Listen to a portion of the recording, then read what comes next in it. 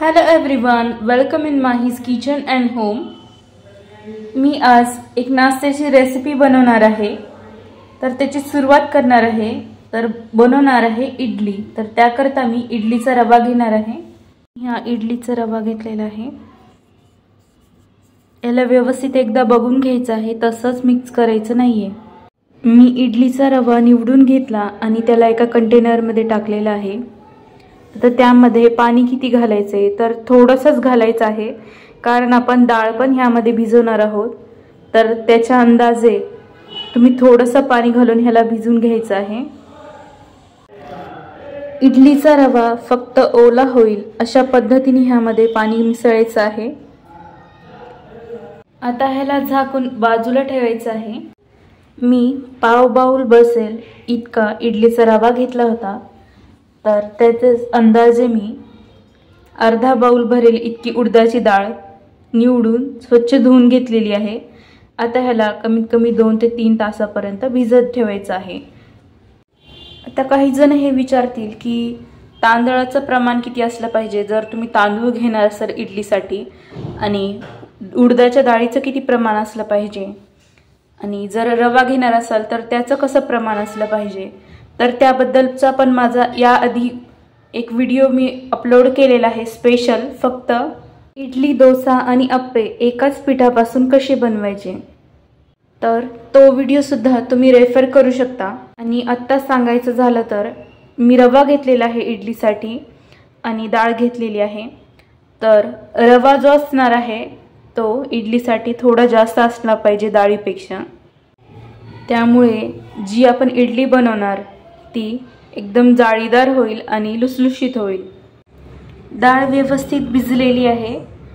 आता ह्यामध्ये चिमूटभर सोडा घालून वाटून घ्यायचं आहे, आणि वाटताना हेच पाणी वापरायचं आहे, जास्त पाणी त्यामध्ये घालायचं नाहीये।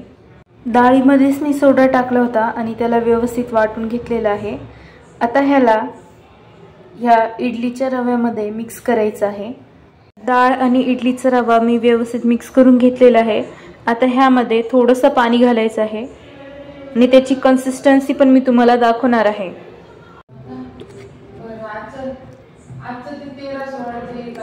अशी कन्सिस्टन्सी असली पाहिजे याची। इडलीचं पीठ फुगलेलं आहे, तुम्ही ह्याच्यामध्ये छोटे छोटे बबल्स बघू शकता। आता ह्याला साच्यामध्ये घालायचं आहे आणि शिजवून घ्यायचं आहे। आता ह्या इडलीच्या पिठामध्ये चवीनुसार मीठ टाकायचं आहे।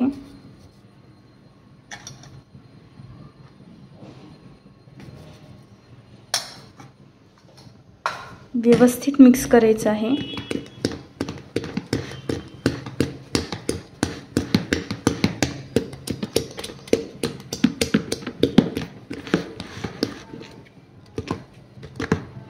असं वर खाली करून पण मिक्स करायचं आहे, म्हणजे मीठ सगळीकडे व्यवस्थित पसरेल।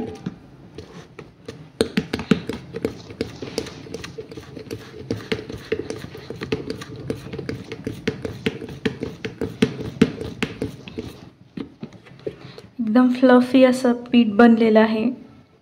ते पण मी त्यामध्ये हात न बुचकळता, काही जण हात घालून त्यामध्ये पिठाला फॉर्मेट करायचा प्रयत्न करतात।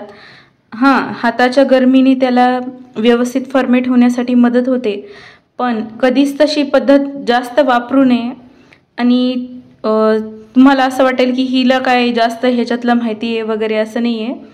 आमचं जे कल्चर आहे ते साऊथ इंडियन आहे, तर त्यामुळे मला चांगल्या पद्धतीने माहिती आहे की कशा पद्धतीने आपण घरच्या घरी असं इडली, डोस्याचं आणि आप्याचं पीठ तयार करू शकतो, ते पण एकदम नीट अँड क्लीन पद्धत वापरून।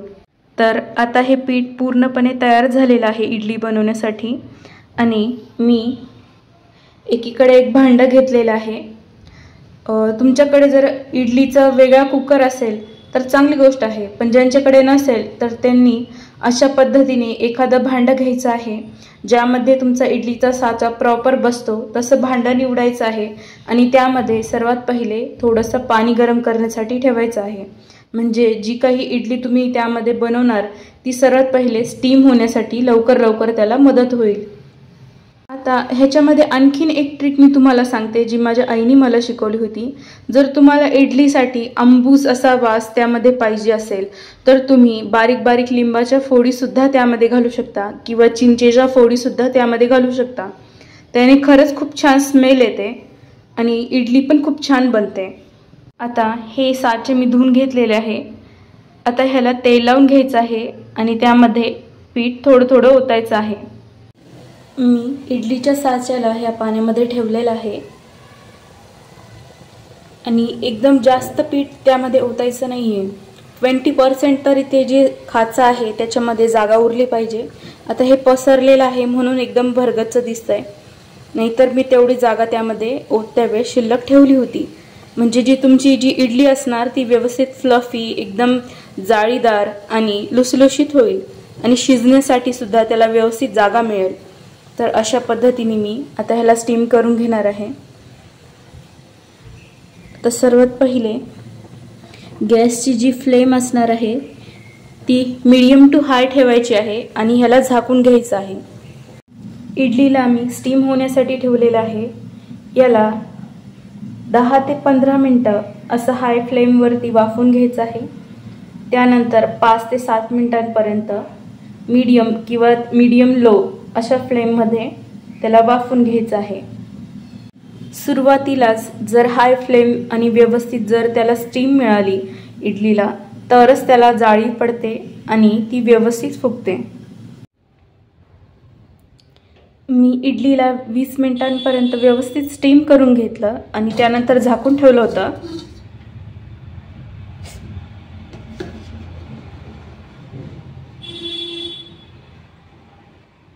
मी काही इडल्या काढून घेतलेल्या यामधून. तर थंड करून घेतल्यामुळे इडली तुटत नाही आणि व्यवस्थितपणे निघते साच्यामधून. तुम्ही पाहू शकता एकदम जाळीदार हलकी फुलकी अशी इडली तयार आहे. बनवणार आहे तर ही चटणी खूप झटपट बनते. तर त्याकरता मी काय पदार्थ घेतलेले आहेत आणि कमीत कमी वेळात तुम्ही ही चटणी कशी बनवू शकता तर ते मी तुम्हाला सांगणार आहे. तर त्याकरता सर्वात पहिले मी ओलं खोबरं घेतलेलं आहे आणि डाळवा घेतलेला आहे, पुदिना घेतलेला आहे, लसूण घेतलेला आहे, मिरच्या घेतलेल्या आहे. आता ह्यामधून लसूण, हिरव्या मिरच्या आणि पुदिना ह्याला भाजून घ्यायचं आहे आणि मग सर्व काही एकत्र करून वाटून घ्यायचं आहे मीठ टाकून. सर्व काही व्यवस्थित भाजून घेतलेलं आहे आणि सगळे पदार्थ मी एकत्र टाकलेले आहेत मिक्सरमध्ये. थोडंसं साखर पण टाकलेली आहे आणि मीठसुद्धा टाकलेलं आहे चवीनुसार आणि लिंबू पिळून घेतलेला आहे. आता ह्याला थोडं थोडं पाणी घालून वाटून घ्यायचं आहे आणि मग फोडणी द्यायची आहे. नाव चटणी इज रेडी. तर मी बनवलेली इडली आणि चटणीची रेसिपी तुम्हाला कशी वाटली हे तुम्ही कमेंट करून सांगा. व्हिडिओला लाईक करा, चॅनलला सबस्क्राईब करा. जर तुम्ही सबस्क्राईब केलं तर जे आणखी व्हिडिओज येणार आहेत नाश्त्याचे ते तुम्हाला लगेचच मिळून जातील. Thank you for watching.